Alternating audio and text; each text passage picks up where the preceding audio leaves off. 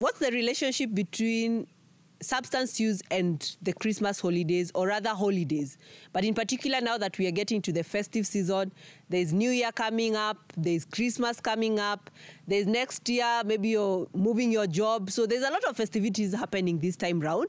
And what's the relationship between substance use in particular when it comes to these festivities?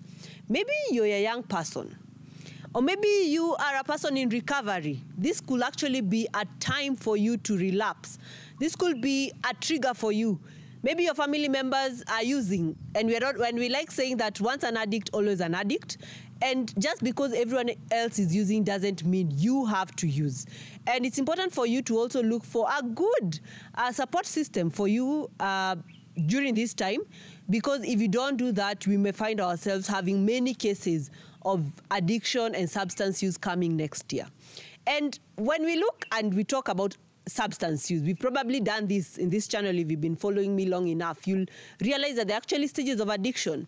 And maybe some of us have already moved from the social use, they are now into the addiction phase. And what is addiction, you may be asking? Maybe you're thinking that addiction is sleeping in the trenches, you losing your job, not being able to pay for your household, but you've actually been doing all those and you feel that you have not been a substance user. But addiction is when you find yourself constantly thinking about this drink.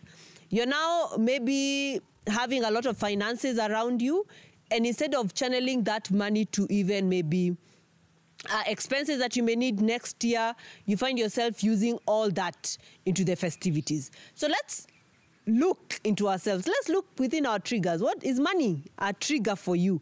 You may be having a lot of liquid cash now that people may be visiting your place. Some may be coming with gifts. Some may be pressuring you to buy them several gifts. And maybe you're not in a position to do that. Assertiveness is actually very important during this season. If you're not able to address something, if you're not able to meet a need, say no. No is also an answer, which many people are not able to say, but your health comes first. And addiction is a disease.